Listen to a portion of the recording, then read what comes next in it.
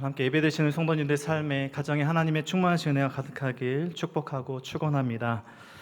우리 성도님들 나라별 수도 이름 맞히기 게임 아십니까? 다른 나라 수도 이름 맞히기 게임입니다.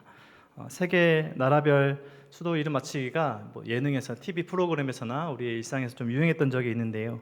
나라 이름을 말하면 그 나라의 수도를 맞히는 간단한 게임입니다. 제가 만약 한국이라고 말을 하면 서울이라고 대답하면 됩니다. 간단하지만 쉽진 않은 게임입니다. 제가 한번 질문 드려보겠습니다. 카자흐스탄, 루마니아, 앙골라. 만약에 이 나라들의 수도를 말씀하신다면 굉장히 실력이 탁월하신 분이십니다. 쉽지 않죠. 우리가 익숙하지 않은 나라들을 물어보고 또 게임을 진행합니다. 우리나라의 수도는 서울입니다. 우리나라를 대표하는 도시이죠.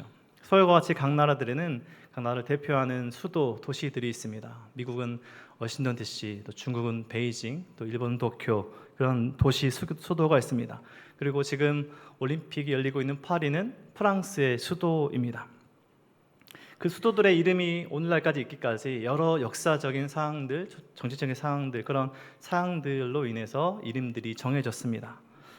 우리에게 익숙한 오늘 본문 제목이기도 한, 말씀 제목이기도 한 이스라엘의 수도는 어디일까요? 당연히 예루살렘이라고 생각하시겠지만 예루살렘이 이스라엘의 수도라고 말하기에는 조금 복잡합니다. 국제법상 예루살렘은 국제 공동 지역입니다. 즉 누구의 땅도 아니라는 것이죠. 우리나라 판문점 공동 경비 구역이 우리나라 영토 안에 있지만 지금 북한의 땅도 공식적으로는 우리 한국의 땅도 아닌 것 같은 비슷한 개념입니다. 현재 예루살렘은 이스라엘 땅도 아니고 팔레스타인 땅도 아닌 국제법상으로는 그렇게 인정하고 있는 땅이라는 것입니다. 이스라엘 사람들이, 이스라엘 정부가 예루살렘을 자기의 수도라고 말하고 있지만 국제적으로 인정받지 못한 그들만의 주장이라는 것입니다. 실제적인 이스라엘의 수도 역할은 텔아비브라는 도시입니다. 지금도 비행기를 타고 가보시면 예루살렘에 우리가 비행기 내리는 게 아니라 텔아비브라는 도시, 벤구리온 공항에 내리게 되죠. 예루살렘이 성경의 이스라엘의 수도다라고 말을 하면 틀린 말은 아닙니다. 성경에서 우리가 분명하게 예루살렘은 이스라엘의 수도입니다. 남유다의 수도입니다. 예루살렘의 이름의 뜻은 평화의 도시인데요. 그 이름의 뜻과는 전혀 어울리지 않는 그런 도시인 것 같습니다.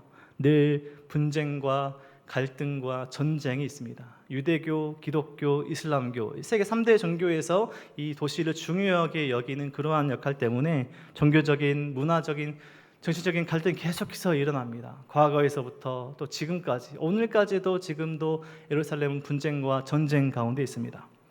오늘 말씀 제목이 예루살렘아 여호와를 찬송할지어다입니다. 오늘 함께 읽었던 시편 147편 12절 말씀의 그 구절인데요.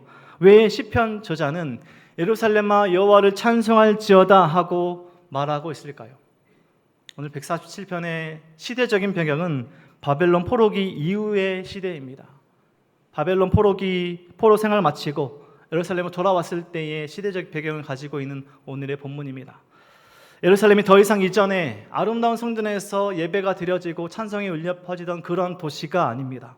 지난 수십 년 동안 성전이 파괴되고 사람들은 온 도시에, 온 세계에 흩어지고 예루살렘 성벽은 무너지고 돌무덤이 된 황폐화된 도시가 되었습니다. 이스라엘 백성들은 역사적인 상황에서 아수르와 또 바벨론과 또 페르시아 제국을 거치면서 온 세계에 흩어졌습니다. 더 이상 회복할 수 없을 것 같은 깊은 상처 입은 도시가 되었습니다. 그곳에서 예루살렘아 여호와를 찬송하라라고 오늘 본문 저자는 이야기하고 있습니다. 모든 것이 완전히 무너져버린 시대입니다. 도무지 회복이 불가능할 것 같은 그런 예루살렘 도시에서 오늘 본문의 저자는 찬송하라라고 이야기하고 있는 것이죠. 1절과 7절과 12절 오늘 그 구절들을 참 주목해서 보시고 또 찬양하라, 노래하라, 찬송하라라고 하고 있는 시편의 저자의 오늘 본문의 말씀을 주목해서 보시면 좋을 것 같습니다. 반복해서 강조하며 명령합니다. 오늘 본문 우리가 잘 알고 있는 것처럼 시편입니다. 하나님을 노래하는 찬양, 찬송입니다. 노래 가사 내용 안에 하나님을 찬양하라라는 가사 내용이 있는 것이죠. 왜 오늘 본문에서 하나님을 찬양하라라고 명령하고 있을까요? 표면적인 이유는 찬양이 멈춰져 있기 때문입니다. 찬양이 없기 때문에 찬양하라라고 이야기하고 있는 것이죠. 찬양해야 하는 목적을 잃어버린 도시가 되었습니다. 오늘 본문은 예루살렘이, 그리고 성경시대 당시를 살아가고 있는 이스라엘 백성들에게, 그리고 오늘을 살아가고 있는 저와 우리 성도님들께 왜 하나님을 찬양해야 되는지 세 가지 본질적인 이유를, 그 목적을 이야기하고 있습니다. 첫 번째 이유는 찬양은 모든 피조물들의 존재 이유이기 때문입니다. 살아있는 모든 것들, 호흡 있는 모든 것들, 모든 피조물, 특별히 우리 사람은 하나님을 찬양하도록 부르심을 받았다라는 것입니다. 오늘 본문 1절 말씀이 이렇게 이야기합니다. 할렐루야, 우리 하나님을 찬양하는 일이 선하며 찬송하는 일이 아름답고 마땅하도다. 하나님을 찬양하는 것이 선한 일이고 아름다운 일이고 마땅한 일이다 라고 선포하며 고백하며 오늘 시편이 시작됩니다. 하나님을 찬양하는 것은 우리가 창조된 목적이다 라는 것입니다. 그래서 그 창조된 목적답게 하나님을 찬양할 때 우리는 참된 기쁨을 경험하게 되는 것입니다. 왜요? 그것이 목적에 맞는 삶이기 때문입니다. 세상이 줄 수 없는, 이해할 수 없는, 알 수 없는 그 기쁨이 우리 가운데, 하나님을 찬양하는 사람들 가운데 임하게 된다라는 것입니다. 할렐루야 시작합니다. 우리가 자주 쓰는 단어죠. 할렐루는 명령어입니다. 찬양하라, 야, 하나님을, 여호와를. 그래서 할렐루야라는 단어가 하나님을 찬양하라라는 그 단어입니다. 그래서 우리가 자주 쓰는 용어 중에 우리 성도님 만날 때 할렐루야 이렇게 만나지 않습니까? 하나님을 찬양합시다 하고 만나는 것과 인사하는 것과 같습니다. 오늘 시편 147편을 포함한 146편부터 150편까지 시편을 마무리하는 5편의 시편을 할렐루야 시편이라고 합니다. 할렐루야로 시작하고 오늘 147편 마지막 단어를 보면 할렐루야로 시편이 끝이 납니다.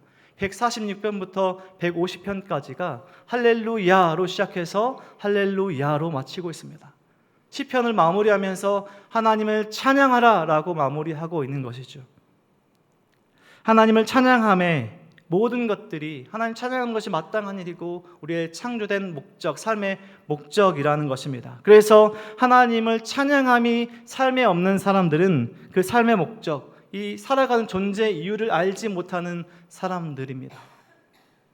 하나님 믿지 않는 사람들도, 또 하나님을 알지만, 하나님의 존재는 알지만 마치 세상 살아가며 하나님이 없는 듯이 살아가는 사람들도 자신들이 이 땅에서 태어난, 살아가는 이유를 알고 싶어 합니다. 나는 어디서부터 왔고 또 어디로 가는가, 이런 삶의 목적을 알고 싶어 하죠. 그래서 삶의 목적을 찾지 못해서 방황하는 사람들도 있습니다. 생일날 친구에게 왜 태어났니? 왜 태어났니?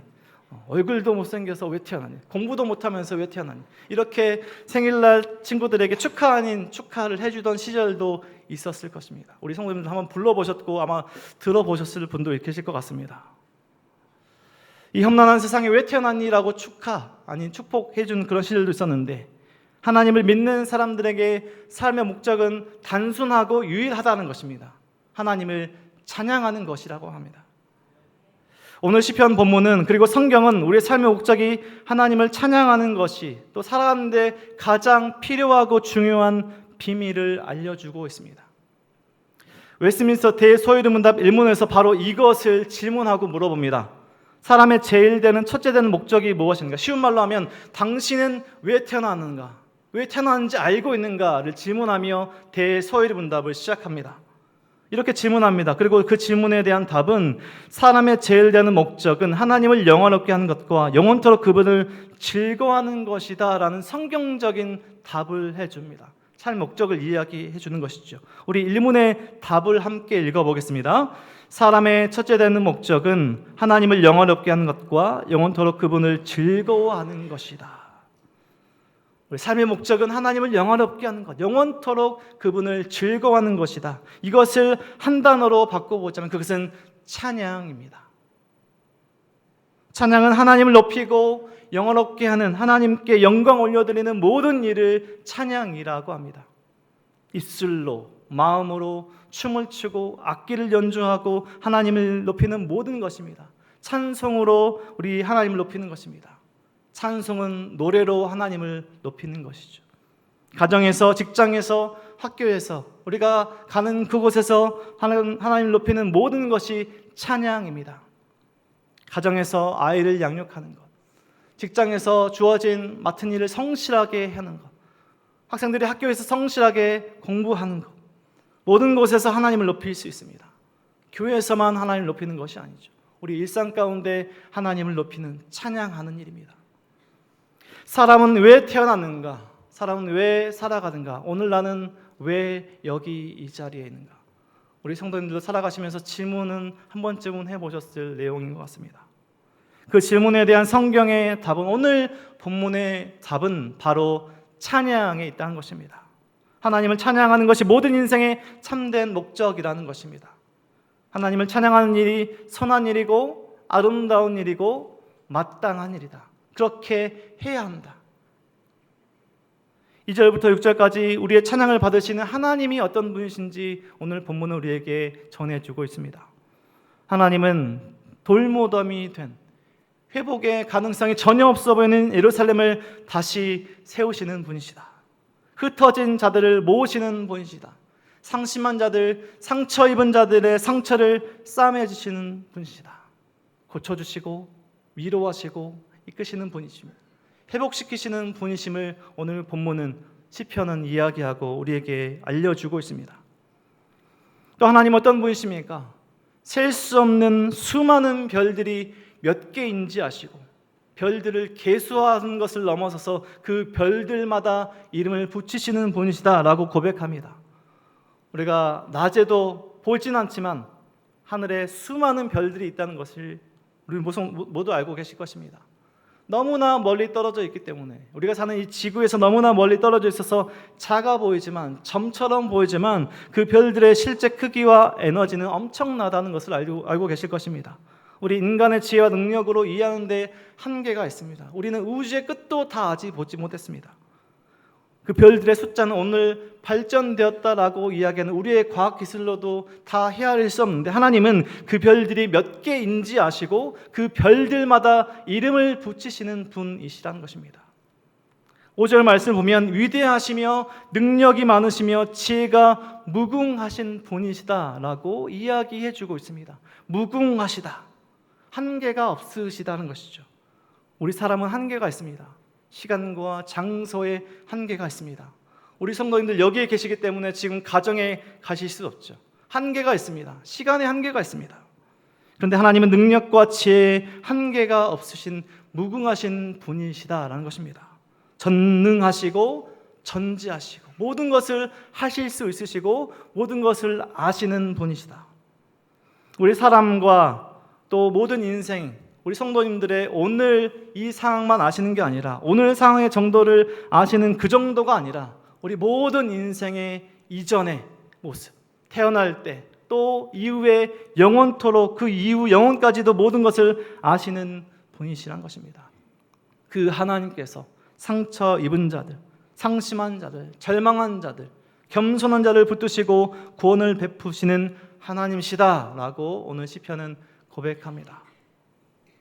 하나님의 그 위대하심에 하나님께서 기대하시는 우리의 반응이 바로 찬양이라는 것이죠. 하나님을 높여드리는 것입니다. 그 모든 일을 행하신 하나님께 영광 올려드리는 것입니다. 시편 8편 말씀과 같이 여호와 우리 주여, 주의 이름이 온 땅에 어찌 그리 아름다운 주여, 주의 영광이 하늘을 덮었나이다 하고 찬양하는 것입니다. 우리가 방금 전에 찬양했던 찬송가 478장처럼 참 아름다워라 주님의 세계는 하고 고백하는 것입니다. 감격하는 것입니다. 그것이 우리의 마땅한 반응, 찬양이라는 것이죠.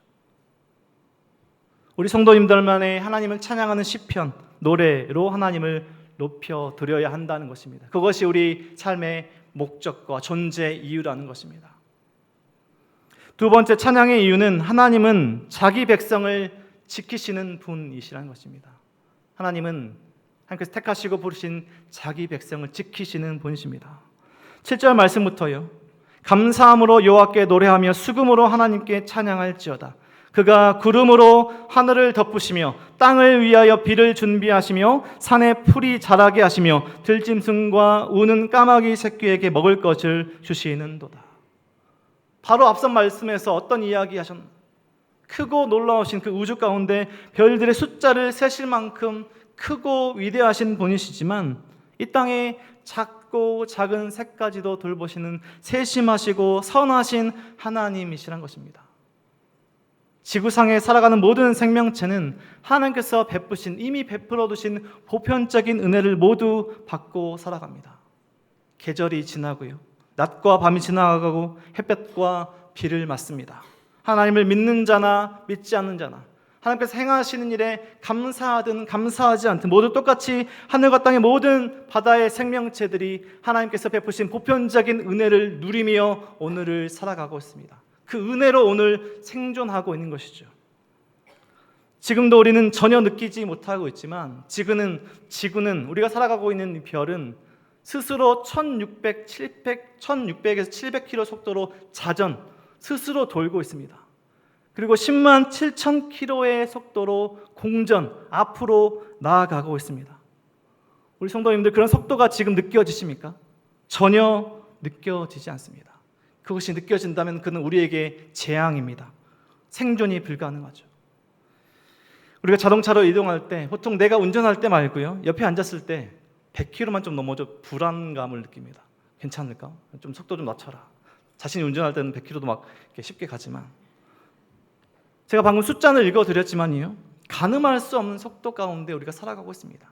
시속 10만 km가 넘는 그 속도 안에서도 안전하게 살 수 있도록 하나님께서 창조하셨습니다. 우리가 그 은혜 안에, 섭리 안에 오늘을 살아가고 있는 것이죠. 생존하고 있는 것이죠. 그 모든 일들은 우연히 생겨난 것이 아니라 모든 피조물들의 한계와 역할을 정하신 하나님의 섭리와 손길과 은혜입니다. 우리가 그 은혜 안에 오늘을 살아가고 있습니다. 하늘에 먹구름이 끼고 어두워지지만 우리는 잘 알고 있습니다. 하늘에 먹구름이 끼고 어두워지면 비가 내릴 것을요. 비가 내리게 하셔서 그것이 저주가 아니죠. 땅의 생명체들이 자라게 하십니다. 하늘에 비가 내리기 때문에 우리가 지금 물을 마시며 살아갈 수 있는 것이죠. 우리 사람도 비를 준비하신 그 하나님의 은혜로 살아갑니다. 살아가며 고난과 어려움, 삶의 어두움이 있지만, 우리 자연 환경 가운데 먹구름이 낀 것 같은 그런 어두움이 있지만, 그 시간을 통해 하나님은 또 다른 은혜를 준비하셔서 그 고난이 유익이 되게 하는 그 은혜의 경험을 하게 합니다. 우리 성도님들이 그 고난과 그 어려움의 시간을 보내보신 우리 성도들 많이 계실 것입니다. 하지만 또 고백합니다. 그 고난이 그냥 고난이 아니고 하나님이 저주가 아니고 또 다른 더 큰 은혜를 주신 하나님의 유익과 은혜였다라고 우리는 고백할 때가 있습니다. 11절 말씀처럼 하나님은 자기의 힘을 자랑하거나 자기를 의지하는 자들이 아니라 하나님을 경외하는 자들, 하나님을 찬양하는 자들, 하나님의 인자하심을 바라는 자들을 기뻐하십니다. 그리고 하나님을 경외하는 자들에게 참된 행복과 세상이 줄 수 없는 평안과 은혜를 허락하고 계십니다. 돌무덤이 되는 것 같은, 회복의 가능성이 전혀 없는 것 같은 예루살렘이 찬양하도록 하나님께서 회복시키시는 것입니다.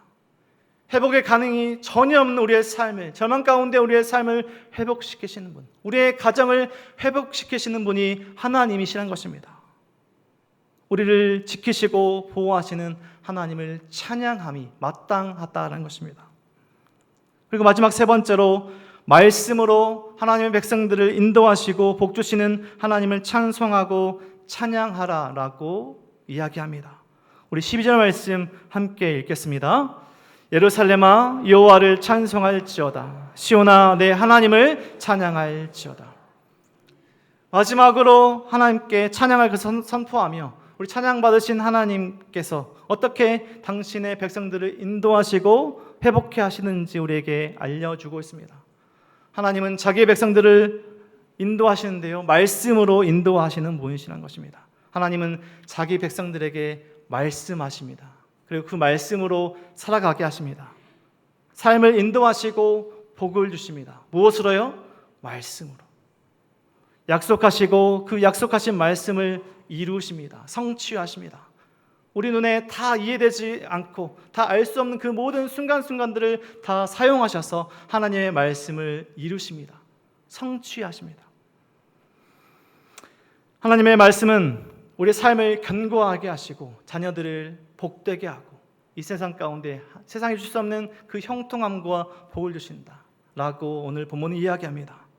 하나님을 찬양하는 자들은 보편적인 은혜를 받는 것을 넘어서서 특별한 하나님의 은혜를 받게 되는데, 그것이 지금 우리에게는 성경을 통해 주신 하나님의 말씀입니다. 하나님의 말씀으로 삶이 새롭게 되고 회복해 되는 경험을 하게 됩니다. 우리 성도님들 그런 경험 있지 않으십니까? 하나님께서 주신 그 말씀을 통해서 다시 살 소망을 얻고 힘을 얻고 위로를 받고 마음 가운데 평안을 얻는 그런 경험들 해보시지 않으셨습니까? 19절 말씀에 우리가 읽진 않았지만 19절 말씀에 이렇게 이야기합니다. 그가 그의 말씀을 야곱에게 보이시며 그의 율례와 규례를 이스라엘에게 보이시는도다. 어떻게 살아야 할지를 말씀하고 알려주신다는 것이죠. 그래서 하나님의 백성들은 하나님께서 말씀하신 그대로 말씀을 따라갈 때 이 땅 가운데 살아가는 그 삶 목적과 이유, 존재 이유를 찾게 된다는 것입니다. 건강한 교회의 증거, 교회가 건강한지 그렇지 않은지 분별할 때 건강한 교회 표지 첫 번째는 온전한 말씀의 선포입니다. 성도님들이 다니시는 교회가, 또 우리 가족들이 다니는 교회가 건강한지 분별할 때 그 교회에 하나님께서 주신 그 온전한 말씀이 선포되고 있는가를 봐야 한다는 것이죠.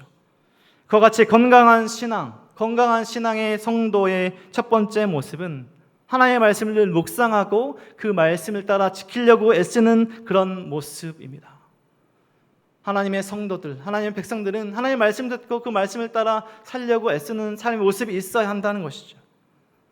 왜냐하면 하나님께서 말씀으로 당신의 백성들을 인도하시고 형통하게 하시기 때문입니다. 그것은 그 세상이 줄 수 없는, 세상과 다른 복과 형통함을 이야기하는 것이죠. 그 말씀이 세상과 다른, 우리가 말하는 구별되었다는 것이 거룩한 삶인데요, 거룩한 삶을 살아가게 하는 그 이유입니다. 그 말씀을 주신 하나님을 찬양하는 것이 예루살렘이 그리고 시온이 해야 할 중요한 유일한 존재의 목적이라고 오늘 시편 본문은 우리에게 선포하고 이야기합니다.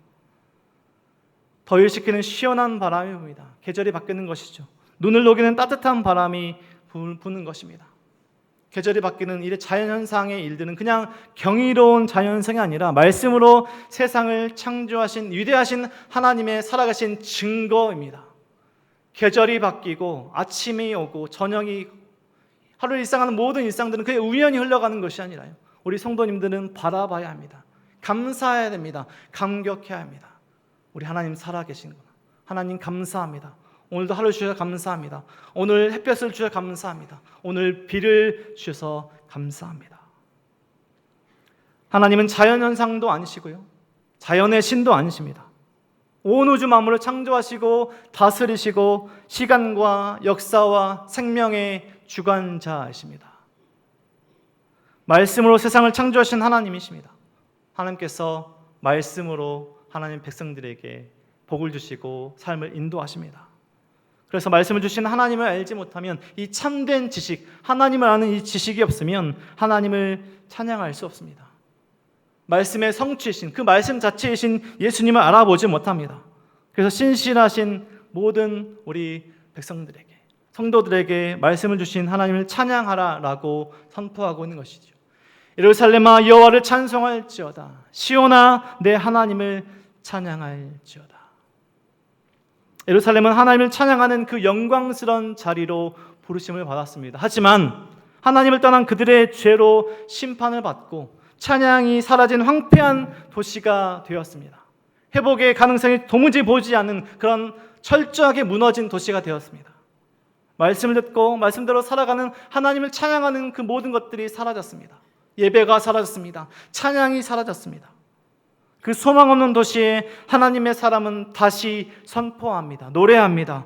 예루살렘아 하나님을 찬송하라. 시온아 하나님을 찬양하라. 평화의 도시라는 그 이름을 갖고 있지만 참된 평화가 없는 그 예루살렘에 우리가 다시 찬양할 수 있도록 그 길을 여시기 위해, 우리를 구원하시기 위해 말씀대로 예수님께서 그곳에 가셨습니다. 그리고 십자가에 모든 우리의 죄를 담당하시고 죽으셨던 것이죠. 진정한 평화가 되신 것입니다. 약속하신 말씀대로 십자가에 죽으신 예수님 때문에 오늘 우리가 하나님을 높이고 예배하고 찬양할 수 있습니다. 말씀을 성취하신 하나님의 그 은혜와 그 섭리와 우리를 다스리신 그 역사인 것입니다. 우리 인생의 가정에 어려움과 고난이 찾아올 때 가장 먼저 사라지는 것이 바로 찬양입니다. 하나님을 노래하고 하나님을 높이는 일이 우리의 삶에서, 우리의 가정에서 사라집니다. 말씀을 읽고 묵상하는 신앙이 약해지고 사라집니다. 마치 황폐해져 버린 돌무덤과 같은 예루살렘처럼요. 하나님 높이고 찬양하는 일 사라지고 인생의 먹구름이 온 것 같은 그런 어려움과 고난의 시간에 마치 하나님 자신을 버린 것처럼, 우리 가정을 버린 것처럼 불평하며 원망합니다. 저도 제 개인적으로 또 가정적으로 돌아보면 어려움이 찾았을 때 가장 먼저 사라졌던 것이 하나님을 찬양하는 것이었습니다. 불평하며 원망하며 어떻게 해야 되나 걱정하며 근심하며 절망하며 삶의 찬양이 사라졌습니다. 은혜가 가득한 것이 아니라 삶의 불평과 원망과 근심과 걱정이 가득 찼습니다. 하지만 결국 하나님의 말씀이, 하나님의 은혜가, 오늘 본문과 같은 그 말씀이 저의 삶의 목적을, 이유를 다시 깨닫게 하셨습니다. 나의 삶의 목적이 나를 위해서 살아가는 것이 아니라, 내가 아니라 하나님을 찬양하는 것, 하나님을 높이는 것, 하나님께 영광 올려드리는 것이 나의 삶의 존재 이유의 목적과 모든 이유이다. 존재의 내가 오늘 살아가는 이유다라는 것을 다시 한번 깨닫게 하셨습니다. 삶의 목적, 존재 이유를 다양한 방식으로 결국 말씀으로 깨닫게 하신 것이죠. 하나님은 하나님만 찬양받기 합당하신 분이십니다. 하나님을 찬양하는 것은 선한 일이고 아름다운 일이고 마땅히 해야 될 우리의 창조된 목적, 존재 이유라는 것입니다. 하늘의 별들의 숫자를 계수하시는 셀수이신 하나님께서 이 땅의 동식물들은 당연히 물론이고 자기 백성, 저와 우리 성도님들을 돌보십니다. 오늘도 지키시고 보호하십니다. 전에도 오늘도 영원히 우리를 지키시고 보호하시는 하나님이십니다. 먹구름이 드리우고 어두움이 찾아오지만 그 먹구름을 통해서 비를 준비하시고 내리게 하셔서 땅의 생명들이 자라게 하십니다. 그와 같이 우리 인생 가운데 고난과 어려움이 찾아올 때가 있지만 그것을 통해 더 큰 하나님의 은혜를 경험하게 하십니다. 자신의 능력과 힘을 의지하는 자들이 아니라 하나님을 경외하고 하나님을 높이며 하나님을 찬양하는 자들에게 말씀을 주셔서 하나님의 뜻을 깨닫게 하시고 그 말씀을 가지고 세상에 나아가서 살아가게 하십니다. 하나님을 믿는 모든 자들이 해야 될 일은 하나님을 찬양하는 것이라 라고 말씀합니다. 말씀을 맺도록 하겠습니다. 우리 삶의 목적, 존재의 이유는 마땅히 해야 할 하나님을 높이는 것입니다. 우리를 지키시고 보호하시고 고치시고 위로하시는 하나님, 말씀으로 인도하시는 하나님을 찬양하고 높이는 것입니다. 우리 성도님들, 오늘 하루를 형통함으로 살아가고 계십니까? 하나님을 찬양하십시오. 인생의 어려움 가운데 인생의 어려움이 찾아왔습니까? 하나님을 찬양하십시오. 가정이 깨어지고 소망이 없어 보입니까? 하나님을 찬양하십시오. 자녀들이 방황하고 있습니까? 하나님을 찬양하십시오. 재정적인 어려움이 있습니까? 관계 어려움이 있습니까? 하나님을 찬양하십시오. 질병 가운데 있습니까? 하나님을 찬양하십시오. 세상이 말하는 그 형통함 가운데서만 우리가 찬양을 올려드리는 것이 아닙니다. 인생의 고난과 어려움이 있다 할지라도, 어두운 시간이 있다 할지라도 우리는 찬양해야 합니다. 우리는 찬양할 때 우리는 하나님의 은혜를 경험합니다. 하나님께서 우리와 함께 하신, 즉 하나님 나라, 천국을 경험합니다. 우리 삶에, 우리의 가정에, 우리 공동체에 가장 먼저 회복되어야 될 일은 하나님을 찬양하는 일입니다. 하나님을 높여드리는 일입니다. 하나님께 영광 올려드리는 일입니다.